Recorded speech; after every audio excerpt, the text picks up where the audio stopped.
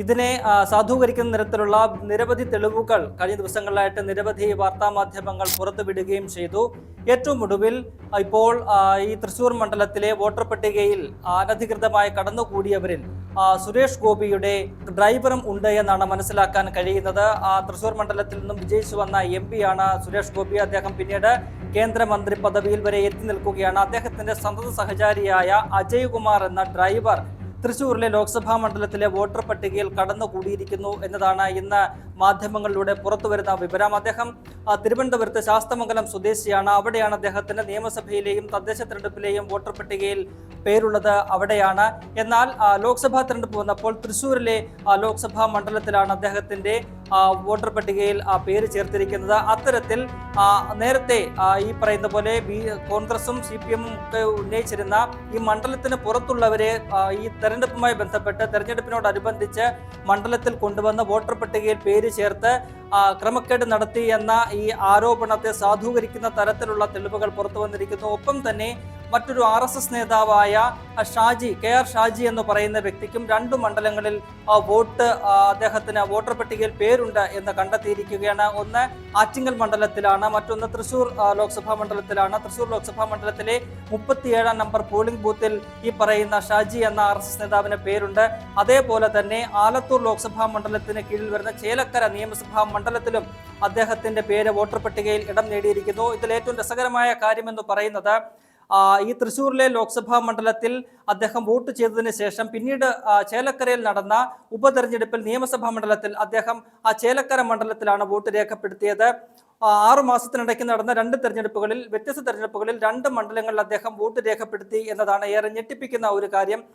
നമുക്കറിയാം, ഒരു വോട്ടർ പട്ടികയിൽ പേര് ചേർക്കണമെങ്കിൽ ഒരു സ്ഥലത്ത് തുടർച്ചയായിട്ട് 6 മാസമെങ്കിലും തുടർച്ചയായിട്ട് താമസിച്ചിരിക്കുന്ന ഒരു വ്യക്തിക്കാണ് വോട്ടർ പട്ടികയിൽ പേര് ചേർക്കാൻ അവസരം ലഭിക്കുക. അങ്ങനെ ഇരിക്കെയാണ് 6 മാസത്തെ ഇടവേളയ്ക്കിടയ്ക്ക് 2 മണ്ഡലങ്ങളിലായിട്ട് ഈ RSS നേതാവ് വോട്ട് രേഖപ്പെടുത്തിയിരിക്കുന്നത്. അങ്ങനെ നിരവധി തരത്തിലുള്ള ക്രമക്കേടുകൾ വോട്ടർ പട്ടികയിൽ കടന്നുകൂടി എന്ന തൃശ്ശൂരിലെ വോട്ടർ പട്ടികയുടെ ലിസ്റ്റ് പരിശോധിക്കുമ്പോൾ മനസ്സിലാവുകയാണ്. ഇന്നലെ തൃശ്ശൂരിലെ 2 അപ്പാർട്ട്മെന്റുകൾ കേന്ദ്രീകരിച്ച് നിരവധി വോട്ടർമാരെ ചേർത്തതായിട്ട് കണ്ടെത്തിയിരുന്നു. പിന്നീട് അവിടെ അന്വേഷിച്ച് ചെല്ലുമ്പോൾ വോട്ടർ പട്ടികയിൽ പേരുള്ള ആരും തന്നെ ആ അപ്പാർട്ട്മെന്റിൽ താമസമില്ല. ഒപ്പം കൂടാതെ ഈ അപ്പാർട്ട്മെന്റുകളൊക്കെ തന്നെ അടഞ്ഞു കിടക്കുകയുമാണ്.